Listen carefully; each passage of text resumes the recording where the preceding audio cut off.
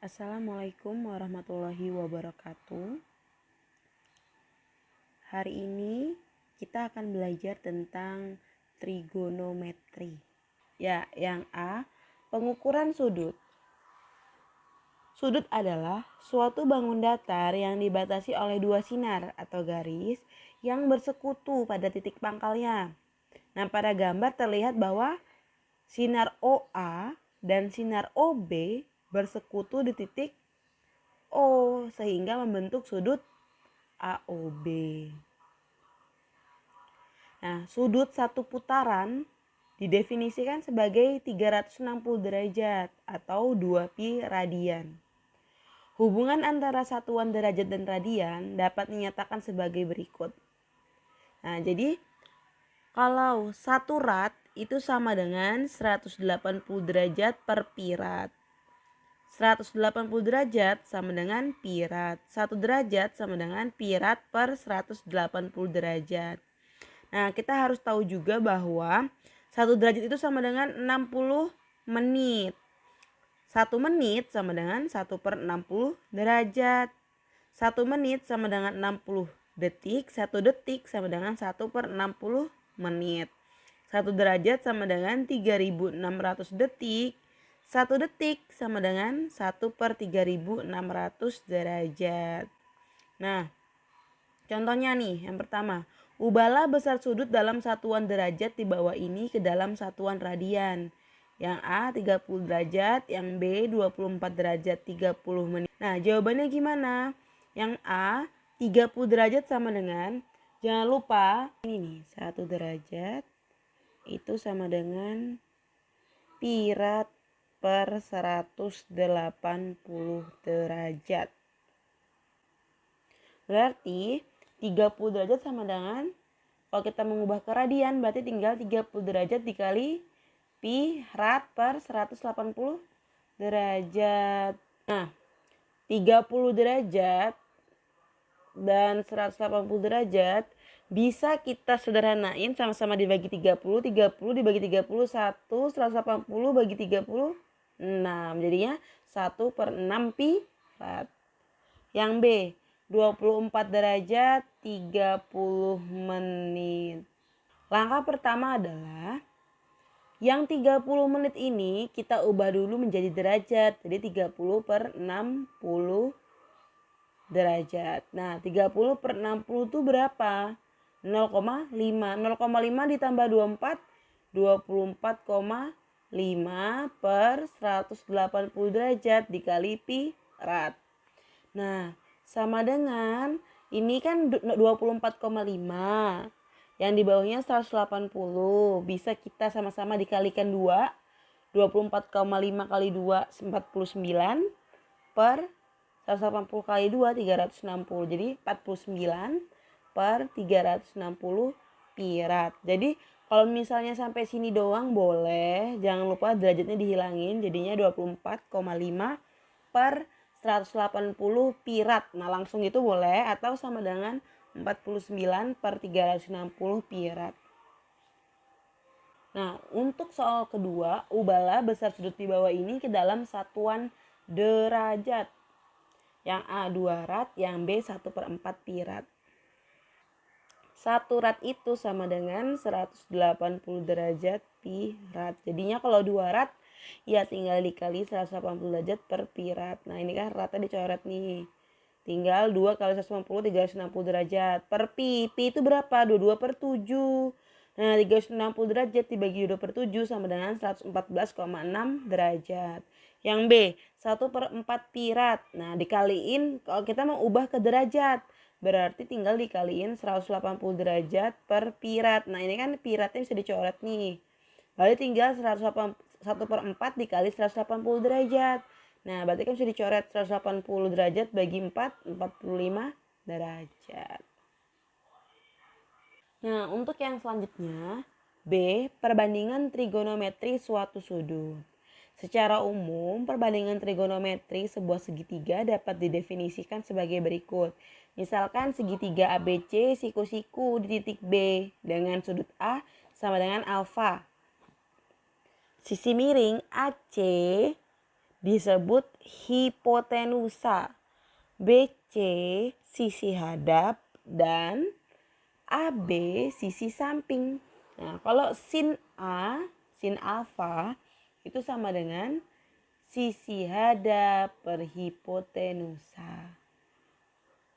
Cos alfa sama dengan sisi samping per hipotenusa. Tan alfa sama dengan sisi hadap per sisi samping. Nah, selain ketiga nilai perbandingan tadi, di dalam trigonometri juga dikenal kebalikan dari ketiga perbandingan itu. Jadi kalau sinus kebalikannya kosekan atau ditulis CSC, bacanya kosek gitu boleh. Kebalikan dari kosinus adalah sekan, ditulis SEC.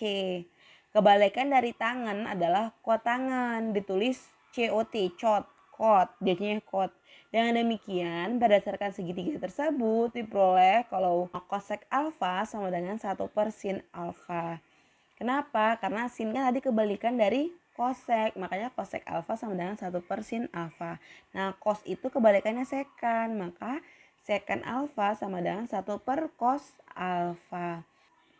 Kebalikan dari tangan adalah kotangan, maka kot alfa sama dengan 1 per tan alfa. Nah, selain itu, tan alfa itu juga bisa didefinisikan sebagai sin alfa per cos alfa. Nah, ini disebut dengan identitas trigonometri dari tan alfa sama dengan sin alfa per cos alfa.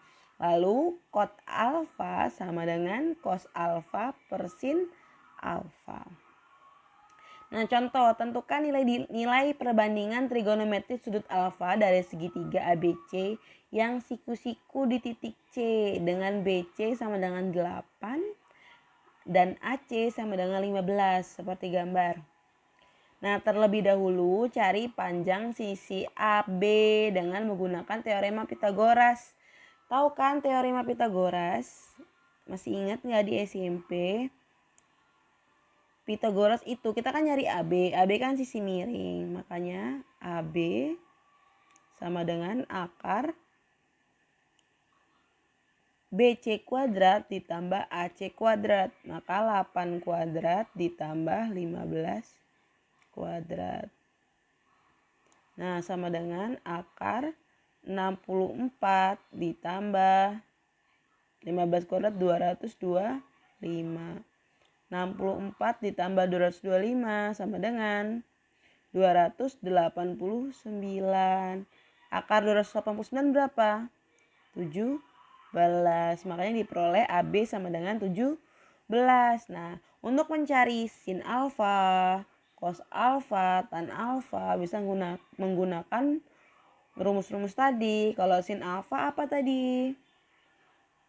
Sin alfa sama dengan sisi hadap per hipotenusa. Nah, sisi hadap alfa 8 per hipotenusanya 17. Kalau cos alfa berarti cos alfa apa rumusnya? Sisi samping dibagi hipotenusa. Sisi sampingnya dari alfa berapa?